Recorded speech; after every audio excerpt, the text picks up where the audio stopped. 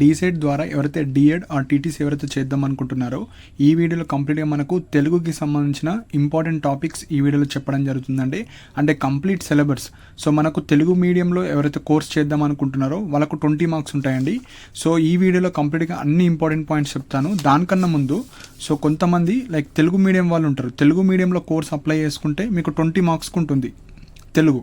అదే ఇంగ్లీష్ మీడియంలో ఎవరైతే అప్లై చేస్తున్నారో మీకు 10 మార్క్స్ మాత్రమే ఉంటుంది. తెలుగు మీడియం వాళ్ళకు 20 మార్క్స్ తెలుగు ఉంటుంది, ఇంగ్లీష్ మీడియం వాళ్ళకు 10 మార్క్స్ ఉంటుంది. అదే ఇంగ్లీష్ మీడియం వాళ్ళకు ఇంగ్లీష్ వచ్చేసి 20 మార్క్స్ ఉంటుంది, తెలుగు మీడియం వాళ్ళకు 10 మార్క్స్ ఉంటుంది. సో టోటల్ ఇక్కడ 30 మార్క్స్, ఇక్కడ 30 మార్క్స్. కాకపోతే మీరు ఏ కోర్స్ ఎందులో అయితే కోర్స్ చేద్దాం అనుకుంటున్నారో దానికి రిలేట్ అయిన 20 మార్క్స్ ఉంటాయి. సో తెలుగు మీడియం వాళ్ళకు 20 అండ్ ఇంగ్లీష్ మీడియం వాళ్ళకు 10 మార్క్స్ ఉంటాయి. సో ఈ సిలబర్సే తెలుగు మీడియం అయినా ఇంగ్లీష్ మీడియం అయినా సేమ్ సిలబస్ ఉంటుంది.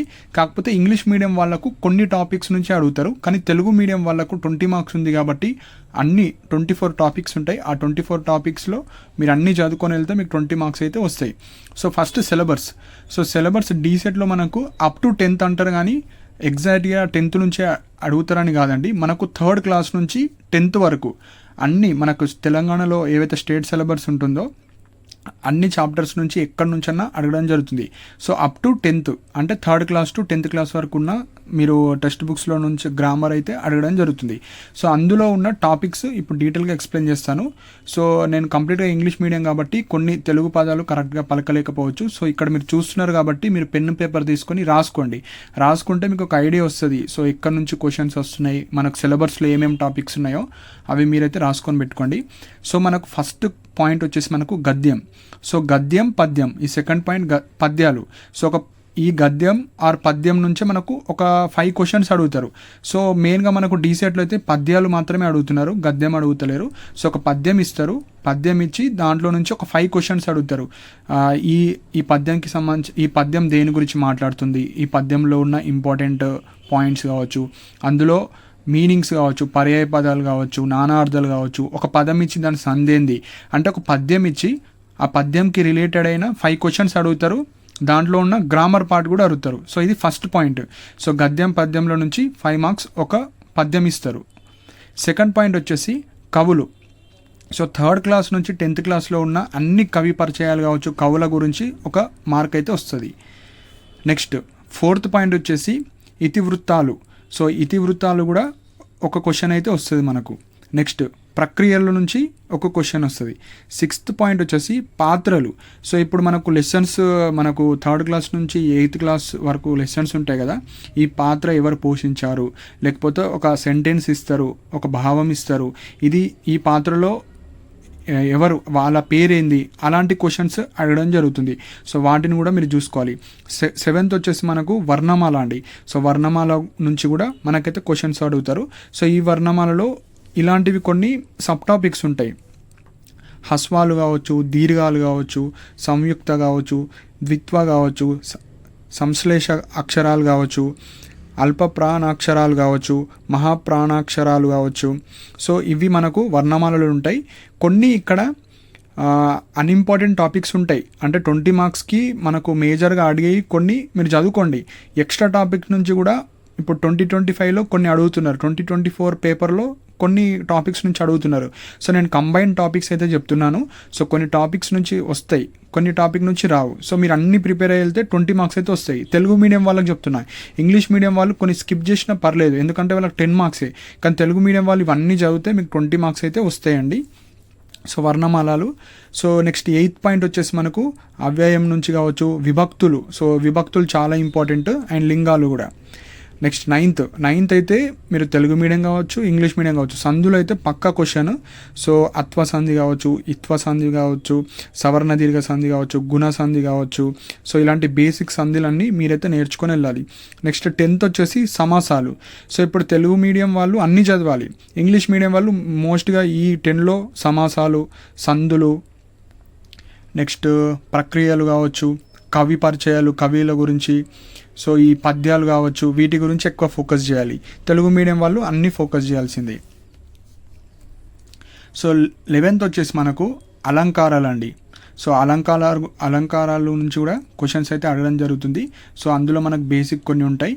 ఉత్ప్రేక్ష కావచ్చు, అతిశయోక్తి కావచ్చు, ఉపమాలంకారం కావచ్చు, వృత్యానుప్రాస అలంకారం కావచ్చు. సో ఇలా అలంకారాల నుంచి కూడా ఒక క్వశ్చన్ అడుగుతారు. ఈ ఛందస్సు నుంచి ఇది ఎక్స్ట్రా టాపిక్ అండి. సో మోస్ట్లీ అడగకపోవచ్చు, కాకపోతే ఈ టాపిక్స్ అన్నీ అయిన తర్వాత కొన్ని ఎక్స్ట్రా టాపిక్స్ మీరు చదువుతా అంటే చదువుకోవచ్చు తెలుగు మీడియం వాళ్ళు. సో ఛందస్సు కావచ్చు, సో ఉత్మాలమాల, చంపకమాల, వాటి గురించి మీరు చదువుకోండి. నెక్స్ట్ వచ్చేసి 13th పాయింట్ సంయుక్త సంశ్లేష వాక్యాలండి. సో ఇవి కూడా మీరు చూసుకోండి. 14th సో మనకు ఏవైతే లెసన్స్ ఉంటాయో 3rd class to 10th class ఆ లెసన్స్లో నుంచి కూడా మనకు అడుగుతారు. వాక్యాలు విద్యార్థక, నిషేధార్థక, అనుమాత్యార్థక. సో ఇవి కూడా కొన్ని బేసిక్స్ మీరు చూసుకోండి 14th. నెక్స్ట్ 15th వచ్చేసి అర్థాలు, సో మీనింగ్స్. సో ఇలా గ్రామర్ పార్ట్ ఏవైతే ఉంటాయో ఫస్ట్ వాటిని ఫోకస్ చేయండి. గ్రామర్ పాయింట్ కాకుండా వేరే ఏమైనా ఉంటాయో అవి సెకండ్ ప్రిఫరెన్స్ ఇవ్వండి. సో అర్థాలు, మీనింగ్స్, ఏం మీనింగ్ ఇస్తారు, దీని అర్థం ఏంది అని అడుగుతారు. నెక్స్ట్ 16th పాయింట్ వచ్చేసి పర్యాయ పదాలు. సో పర్యాయ పదాలు అయితే అడుగుతారు పక్క. నెక్స్ట్ 17th నానా అర్థాలు. నెక్స్ట్ 18th ప్రకృతి వికృతి, ఇవి కూడా అడుగుతారు. నెక్స్ట్ 19th వచ్చేసి వ్యుత్పత్త్యార్థాలు, ఇవి కూడా అడుగుతారు మనకు. నెక్స్ట్ 20 వచ్చేసి Telangana పదజాలాలు. So 3rd to 10th ఏవైతే లెసన్స్ ఉంటాయో అందులో కొన్ని తెలంగాణలో పర్ఫెక్ట్గా వాడే పదాలు ఉంటాయి. సో అవి మనము తెలంగాణ కాకుండా నార్మల్గా వేరే భాష మాట్లాడతాం. సో దానికి సంబంధించిన తెలంగాణ భాషలో ఏం మాట్లాడతారు, ఈ పదం అంటే ఏంటి, సో వాటి గురించి అడుగుతారు. నెక్స్ట్ 21 వచ్చేసి జాతీయాలు. నెక్స్ట్ 22 వచ్చేసి సామెతలు. సో ఈ టాపిక్స్ అన్నీ అడుగుతారండి. సో పేపర్ సెట్టర్ ప్రతి ఈ తెలుగు వాళ్ళకైతే 20 మార్క్స్ ఉంటాయి కాబట్టి ఈచ్ అండ్ ఎవ్రీ టాపిక్ నుంచి ఒక్కొక్క క్వశ్చన్ రావడానికి అయితే ఛాన్స్ ఉంటుంది. 1 or 2 టాపిక్స్లో వాళ్ళు రిపిటేషన్ అవుతుంది. ఎగ్జాంపుల్ ఇక్కడ మనకు పద్యంలో నానార్థాలు కావచ్చు, పర్యాయ పదాలు ఇక్కడ అడుగుతారు. అండ్ సపరేట్గా ఇక్కడ పర్యాయ పదాలు సపరేట్గా అడుగుతారు. సో పద్యందే ఉంటుంది, ఇక్కడ సపరేట్ గ్రామర్ది అదే ఉంటుంది. సో ఈ విధంగా ఉంటుంది. అండ్ కొన్ని ఇంకా 2 టాపిక్స్ ఉన్నాయి, అవి చెప్తే అయిపోతాయండి. సో 23 టాపిక్ వచ్చేసి మనకు విశేషాంశాలు. సో టోటల్ 40 ఉంటాయి. సో 24 వచ్చేసి మనకు ఉపవాచకం అండి. సో మెయిన్గా కొన్ని లెసన్స్ అయితే మీరు చదవాలి. ఆ లెసన్స్ నుంచి డైరెక్ట్ క్వశ్చన్స్ కావచ్చు, ఆ లెసన్స్లో ఉన్న కొన్ని ఇంపార్టెంట్ పర్సన్స్ గురించి కావచ్చు, అది ఆ పాఠం దేని గురించి, సో వాటి గురించి అయితే మీకు అడుగుతారు. సో ఎగ్జాంపుల్ ఉపవాచకం మనకు మన జాతర అనే ఒక లెసన్. నెక్స్ట్ తెలంగాణ పల్లెలు సంస్కృతి కావచ్చు, ఇలాంటి కొన్ని లెసన్స్ అయితే మీరు చదవాలి. సో 7th మన పండుగలు, రుద్రమదేవి, ఆరుట్ల కమలాదేవి, సో ఇట్లాంటి కొన్ని లెసన్స్ అయితే మీరు చదవాలి. సో ఇలా 8th క్లాస్ మనకు జానపద కళలు, పివి నరసింహారావు గురించి కావచ్చు, షోయబ్ అబ్దుల్లా ఖాన్ కావచ్చు, ఇలాంటి కొన్ని ఫేమస్ పర్సనాలిటీస్ గురించి మీరు చదవాలి వాటి గురించి. సో ఇలా కొన్ని లెసన్స్ కూడా ఉంటాయి. డైరెక్ట్ ఈ లెసన్స్ ఎందుకు చదవమని అంటున్నా అంటే ఆ లెసన్స్లోనే మీకు కవి పరిచయాలు కావచ్చు, ఆ లెసన్స్ దేని గురించి, భావం కావచ్చు, పర్యాయ పదాలు, మీనింగ్స్ కావచ్చు, అర్థాలు, ఆ లెసన్స్ నుంచే మనకు అడుగుతారండి. సో ఇందులో కొన్ని లెసన్స్ ఉన్నాయి, అవి చదవండి up to 6th. 7th, 8th, 9th, 10th కూడా మీరు చదవాల్సిందే. అన్ని లెసన్స్ నుంచి చదివితే మీకైతే గ్రామర్ అనేది అన్ని లెసన్స్ నుంచి అడుగుతారు. మనం ఎగ్జాక్ట్లీ ఈ లెసన్స్ నుంచి అడుగుతారని చెప్పలేము, కాకపోతే ఇవి కొన్ని important topics. So 3rd lesson వచ్చేసి మన పండుగలు, నీటి అందాలు, తెలంగాణ రాష్ట్ర చిహ్నాలు, ఈ 3rd క్లాస్లో ఉంటాయి మనకు. 4th క్లాస్ వచ్చేసి నేను గోదావరిని, రంజాన్, కళారత్నాలు, వినాయక చవితి. సో ఈ వినాయక చవితి అంటే ఆ వినాయక చవితి ఎప్పుడు జరుగుతుంది, ఏ కాలం కావచ్చు, ఏ మాసం కావచ్చు, కొన్ని డిఫరెంట్ క్వశ్చన్స్ ఉంటాయి. ఆ లెసన్ నుంచి చదివితే మీకు అర్థమవుతుంది. అవి అలాంటి టైప్ ఆఫ్ క్వశ్చన్స్ అడుగుతారు. 5th క్లాస్లో మనకి యాదగిరిగుట్ట, సాలార్జంగ్ మ్యూజియం కావచ్చు, తెలుగు సంవత్సరాలు కావచ్చు, బోనాలు, క్రిస్మస్, ఇలాంటివి కొన్ని లెసన్స్ అన్నీ మీరు చూసుకోండి. 7th వచ్చేసి గ్రామాల్లోని వేడుకలు, క్రీడా వినోదాలు కావచ్చు, మల్లినాథి సూరి కావచ్చు, అబ్దుల్ కలాం కావచ్చు, సో ఇవన్నీ మీరు చూడొచ్చు. 6th క్లాస్ వచ్చేసి అంబేద్కర్ కావచ్చు, అంబేద్కర్ లెసన్, గౌతమ బుద్ధుని జీవిత చరిత్ర.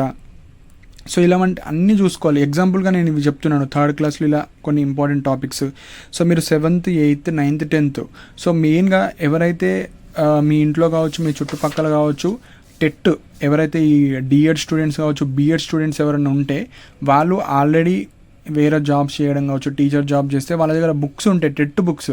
So all in one TET books ఉంటే అవి తీసుకోండి, అవి యూస్ఫుల్ అవుతాయి మీకు. సో నేను ఆ టెట్ బుక్లో ఏవైతే మనకు సిలబస్ ఉంటుందో ఆ సిలబస్ మనకు డీసెట్కి కూడా ఉంటుంది. సో మెయిన్గా టెట్ సిలబస్ ఏదైతే మనకు పేపర్ 1కి కావచ్చు, పేపర్ 2, ఇక్కడ మనకు డీసెట్కి అయితే పేపర్ 1 ప్లస్ పేపర్ 2 ఉంటుంది. మనకు అక్కడ టెట్లో ఎలా ఉంటాయంటే డిఫరెంట్ ఉంటుంది. డిఎడ్కి పేపర్ 1 అంటే 3rd to 8th క్లాస్ ఉంటుంది. అదే మీకు బీఎడ్ వాళ్ళకైతే 6th to 10th ఉంటుంది. కాకపోతే మీకు రెండు అడుగుతారు, అంటే మీకు డీసెట్ ఎంట్రన్స్ కాబట్టి అప్ టు 10th. సో మీకు సపరేట్గా ఈ 5th నుంచి అడుగుతారా, 6th నుంచి అడుగుతారా, 7th, 8th, 9th నుంచి 10th నుంచి అడుగుతారా చెప్పలేము, ఎక్కడి నుంచి అన్నా అడుగుతారండి. సో కాకపోతే 3rd to 10th ఉన్న ఏవైతే గ్రామర్ పార్ట్ ఉంటుందో అవి ఫస్ట్ ప్రిపేర్ అవ్వండి. సో కామన్గా ఇవే అడుగుతారు క్వశ్చన్లు, ఈ అర్థాలు, నానార్థాలు, ప్రకృతి వికృతి కావచ్చు, ఇలాంటి బేసిక్స్, అందులు, సమాసాలు కావచ్చు, పద్యం ఇచ్చి అందులో నుంచి క్వశ్చన్స్. సో ఇవే మనకు ఇంపార్టెంట్ టాపిక్స్. టోటల్ 24 ఉన్నాయి. So first grammar part complete చేసుకోండి. గ్రామర్ పార్ట్ కంప్లీట్ చేసిన తర్వాత ఏవైతే కొన్ని అన్ఇంపార్టెంట్ కావచ్చు, రేర్గా అడుగుతారో అవి మీరు చూసుకోండి. అండ్ అప్కమింగ్ వీడియోస్లో మీకు ప్రీవియస్ ఇయర్స్ క్వశ్చన్స్ సాల్వ్ చేస్తే ఎలాంటి టైప్ ఆఫ్ క్వశ్చన్స్ అడుగుతున్నారు, ఏ ఇంపార్టెంట్ టాపిక్ నుంచి అడుగుతున్నారో అప్పుడు మీకు ఒక ఐడియా వస్తుంది. సో దట్ మీరు ప్రిపేర్ అవ్వచ్చు. సో ఇవి ఇంపార్టెంట్ పాయింట్స్ అండి తెలుగుకి సంబంధించినవి. సో మీకు ఏమైనా డౌట్స్ ఉంటే మీరు కింద కమెంట్ సెక్షన్లో మెన్షన్ చేయండి. అండ్ అప్కమింగ్ వీడియోస్లో మీకు ప్రీవియస్ ఇయర్స్ క్వశ్చన్స్ కావచ్చు, ఇంపార్టెంట్ వీడియోస్ కావచ్చు, అన్నీ చేయడం జరుగుతుంది. అండ్ ఇలాంటి అప్డేట్స్ కోసం మన ఛానల్ని సబ్స్క్రైబ్ చేసుకోండి. And thank you for watching my video.